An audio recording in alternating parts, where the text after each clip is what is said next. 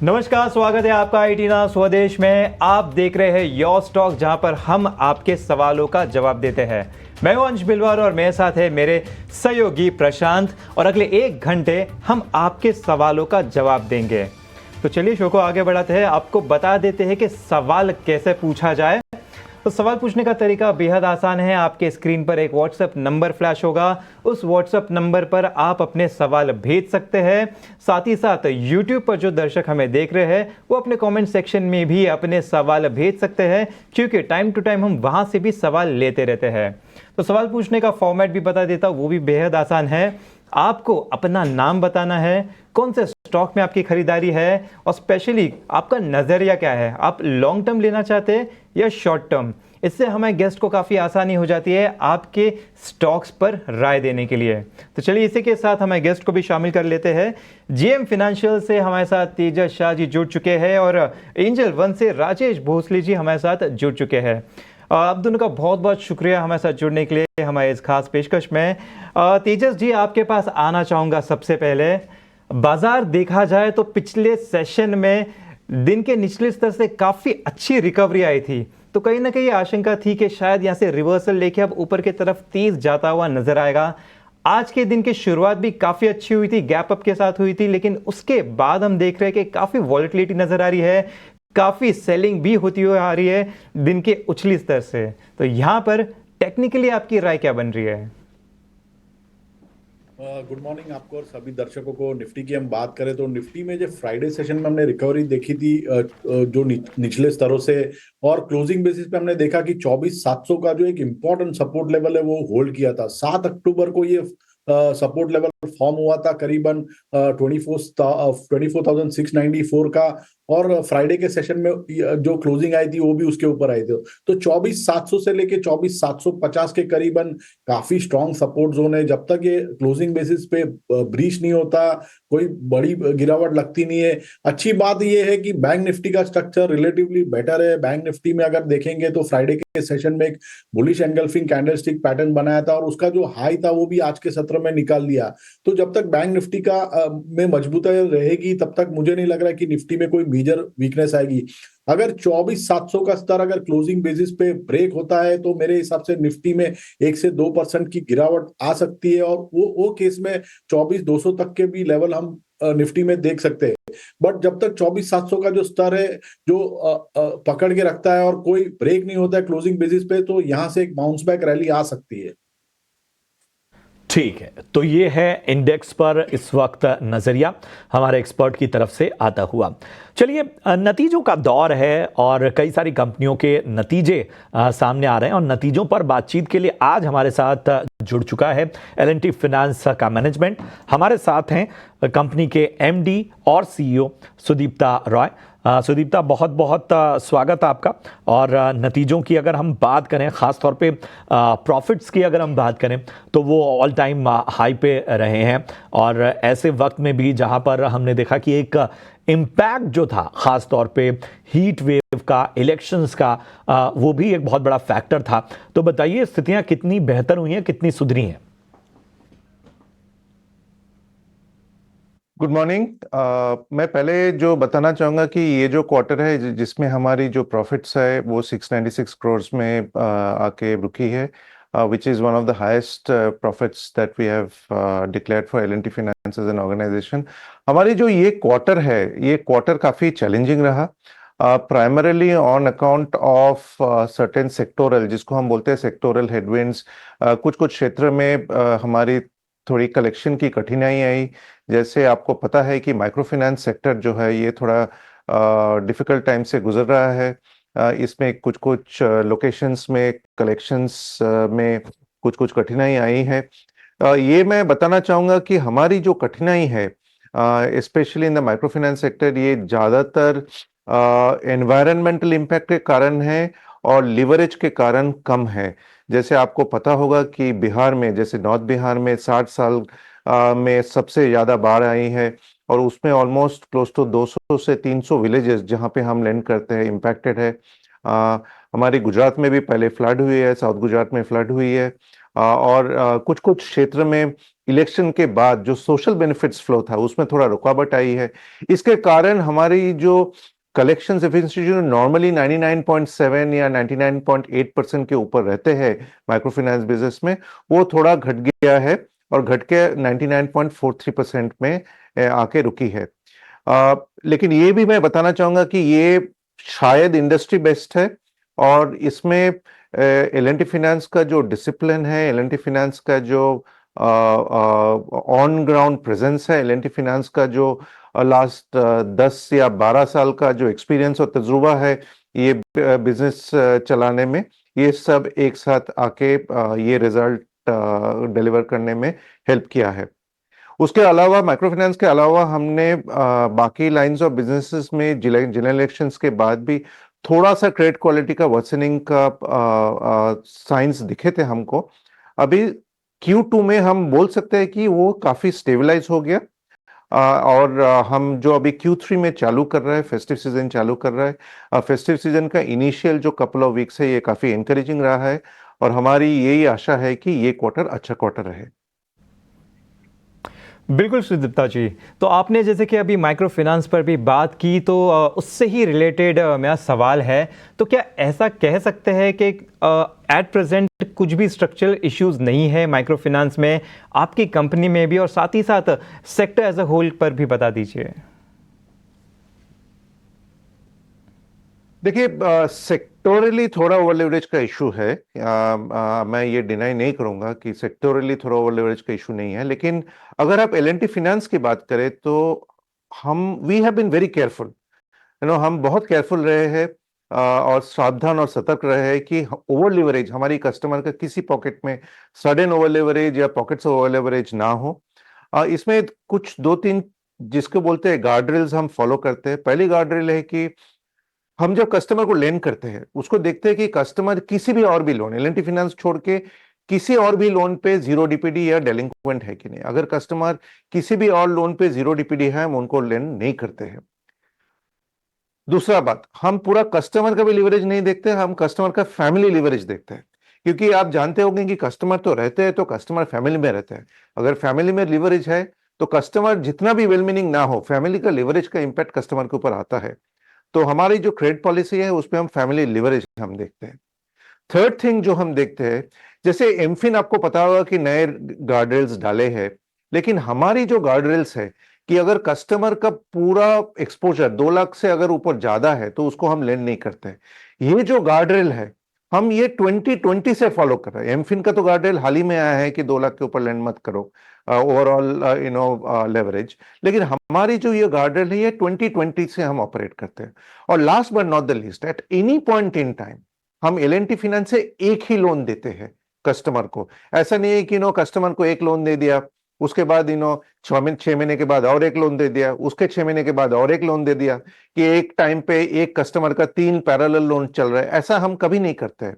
हमारी पोर्टफोलियो में कस्टमर के पास एक ही लोन होता है। और last but not the least, हमारी जो क्रेडिट एडमिनिस्ट्रेशन फ्रेमवर्क है, इसमें पहले तो सेल्स पर्सन जाता है, फिर एक इंडिपेंडेंट पर्सन जाता है उसके बाद, जिसको बोलते हैं हम ब्रांच प्रोसेस मैनेजर हम बोलते हैं। तो वो ब्रांच प्रोसेस मैनेजर जाके इंडिपेंडेंट चेक करते हैं। इसके ऊपर एक थर्ड लेवल चेक होता है जो हम रिस्क कंट्रोल यूनिट बोलते हैं। हमारी फील्ड में करीबन 1000 रिस्क कंट्रोल ऑफिसर्स है, रिस्क कंट्रोल यूनिट के ऑफिसर्स है। ये लोग जाके चेक करते हैं about 10 to 15% of the lending. तो जैसे हमारी जो micro finance portfolio, it goes through a 3 level check. और ऑब्वियसली हम पोर्टफोलियो मैनेजमेंट भी करते हैं, लिवरेज कंटिन्यूअसली ट्रैक करते हैं। किसी भी मीटिंग सेंटर में अगर कलेक्शन एफिशिएंसी 98% के नीचे चला गया तो हम वहां पे सोर्सिंग बंद कर देते हैं और उसके वहां पर कलेक्शन की इंटेंसिटी थोड़ा बढ़ा देते हैं। तो आपको जो मैंने बताया, इससे आपको अंदाजा लग गया होगा कि हमारी जो प्रोसेसेस और फिलॉसफीज है माइक्रो फाइनेंस बिजनेस में, ये काफी स्ट्रक्चर्ड है, काफी डिसिप्लिन्ड है, और focus towards ensuring that leveraged customers do not come on board. जो कस्टमर की लेवरेज है वो हमारे पोर्टफोलियो में ना आए। इसी के कारण इंडस्ट्री में ओवर लेवरेज की कंडीशन दिख रही है, लेकिन हमारे पोर्टफोलियो में ओवर लेवरेज की इंसिडेंस कम है। जैसे हमारी इन्वेस्टर प्रेजेंटेशन में हमने बताया है, overall LTF plus 4 lenders is only 5.4% of our portfolio। ये काफी कम है इंडस्ट्री के मुताबिक, और हम इसको मेंटेन करने का कोशिश करेंगे, बल्कि इसको और भी कम करने का कोशिश करेंगे। तो इन समरी हमारी जो कलेक्शन एफिशिएंसी की जो डिटेरियोरेशन है primarily due to environmental incidences and because of certain stoppage of social flows कुछ स्टेट में, rather than any case of over leverage. ठीक है सुदीप्ता जी, आप ज़रा फेस्टिवल डिमांड की चर्चा करते हैं, क्योंकि आपने पहले सवाल में भी इस चीज़ का जिक्र किया और हमने देखा कि बजाज ऑटो ने ख़ास तौर पे हाईलाइट भी किया कि टू व्हीलर सेल्स जो है वो ख़ास तौर पे बहुत कमाल की नहीं है अगर इस फेस्टिव सीज़न में देखें। आपका क्या इस पे नज़रिया है और किस तरह से आने वाले फेस्टिवल सीज़न को आप देख रहे हैं और किस तरह का होने वाला है?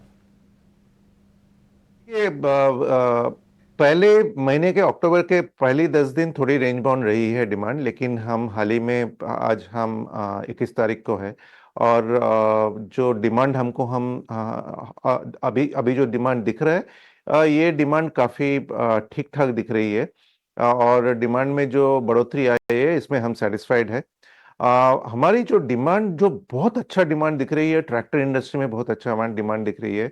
आपको पता होगा कि लास्ट ईयर ट्रैक्टर इंडस्ट्री के लिए काफ़ी बुरा टाइम गया लास्ट ईयर, क्योंकि लास्ट ईयर बारिश नहीं हुआ और लास्ट ईयर वाटर टेबल्स भी काफ़ी नीचे आ गए।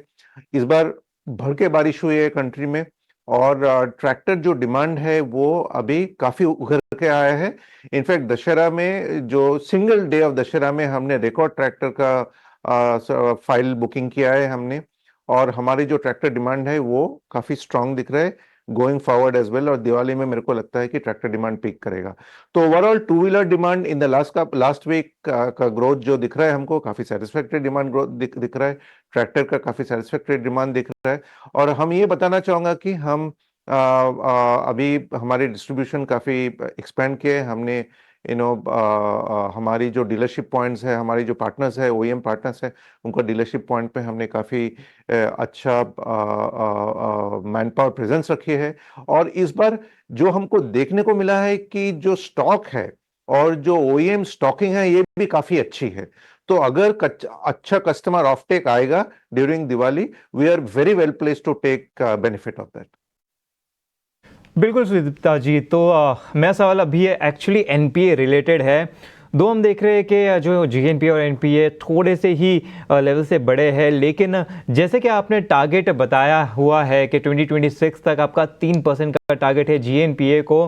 हालांकि अभी काफ़ी समय है, करंट जो सिचुएशन चल रही है एनबीएफसी सेक्टर पे, उसे लेकर आप क्या कह सकते हैं कि ये जो आपने टारगेट दिया है वो अचीवेबल है? हाँ, देखिए इसमें दो चीज़ है। इसमें क्या है कि हमने पहले बोला था कि माइक्रो फाइनेंस में there are some sectoral challenges, micro finance क्षेत्र में कुछ चैलेंजेस है। तो माइक्रो फाइनेंस में कुछ लोकेशंस पे हमारी कलेक्शन एफिशिएंसी थोड़ा डिटेरिएट हुआ है। ओवरऑल कलेक्शन एफिशिएंसी अगर देखेंगे कि जून से लेके सितंबर तक 13 बेसिस पॉइंट्स की डिटेरिएशन आई है, जिसका थोड़ा बहुत इम्पैक्ट आया है। हमारी जो जीएसटी की एलिवेशन है ये थोड़ा हमने जो रिपोजिशन बिफोर 90 डीपीडी, इसके भी हम स्पेशली हमारा जो ट्रैक्टर बिजनेस है इसमें हमने थोड़ा रुकावट डाली है। इसमें हम अब अभी रिपोजेस करते हैं तो 90 डीपीडी के बाद ही रिपोजेस करते हैं, उसके कारण थोड़ा जीएसटी में इंक्रीज आया है। और जैसे हमने हमारा इन्वेस्टर डेक में भी हमने दिखाया है कि हमारी जो NS3 है ये भी थोड़ा, इसमें भी थोड़ा बढ़ोतरी है। अभी कुछ बिजनेसेस में, जैसे आपको पता होगा कि जनरल इलेक्शंस के कारण कुछ बिजनेसेस, और फिर मई में हीट वेव आया था, कुछ बिजनेसेस में थोड़ा बहुत कलेक्शन एफिशिएंसी में डिटोरेशन आया था, जैसे टू व्हीलर एटसेट्रा में थोड़ा डिटोरेशन आया था। वो जैसे काफी स्टेबलाइज हो गया Q2 में, लेकिन जो फ्लो हुआ था वो थोड़ा फ्लो करते रहे। जैसे आपको पता होगा 100 रुपया फ्लो होता है उसमें तो सारे वापस नहीं आता है, वो फॉरवर्ड फ्लो होता रहता है। तो वो Q2 में वो थोड़ा फॉरवर्ड फ्लो का जो दिख रहा है, वो जो इन परसेंटेज नंबर्स में थोड़ा फॉरवर्ड फ्लो दिख रहा है। सो हमारी कोशिश रहेगी कि इसको जितना स्टेबलाइज करें। जैसे आपको पता होगा लक्ष्य गाइडेंस के अगेंस्ट जीएसटी और NS3 का 3% और 1% टारगेट है, हम इसके ऊपर फोकस रहे हैं और हमारी कोशिश रहेगी कि going forward we bring our NS3s and GSTs within those target levels. बिल्कुल सुदीप्ता जी, तो बहुत बहुत शुक्रिया हमारे साथ जुड़ने के लिए और अपने कारोबार और नतीजों पर चर्चा करने के लिए भी। स्टॉक्स। और चलिए अब आपके लिए लेकर आते हैं ऑप्शंस के चैंपियन।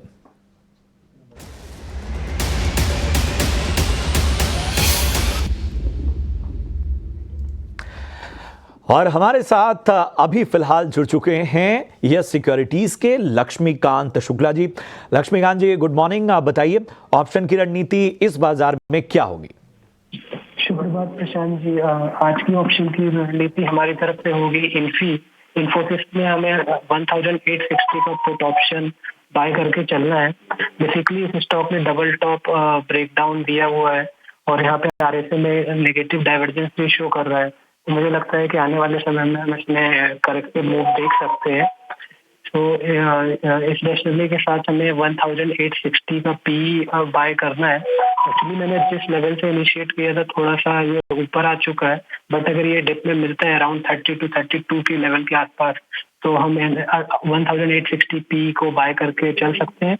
इसमें जो हमारा स्टॉप लॉस रहेगा वो रहेगा 18 रुपीज का और जो हमारा टारगेट रहेगा वो रहेगा 58 का। इसका जो लॉट साइज है वो है अराउंड 400 के आसपास। तो जो हमारा मैक्सिमम रिस्क बनता हुआ आ रहा है वो आ रहा है 5200 रुपीज का और एक्सपेक्टेड टारगेट अगर अचीव होते हैं तो जो हमारा रिवॉर्ड निकल कर आ रहा है वो आ रहा है 10,400 रुपीज का। शुक्रिया करेंगे लक्ष्मीकांत जी इस अहम रणनीति के लिए। तो इन्फोसिस 1860 की पुट आपको खरीदनी है। 30 और 32 रुपए के प्रीमियम के बीच में आपको मिलेगी अक्टूबर सीरीज की। लक्ष्य 58 का, स्टॉप लॉस 18 रुपए का और अधिकतम मुनाफा 10,400 तक का हो सकता है और नुकसान 5,200 तक का।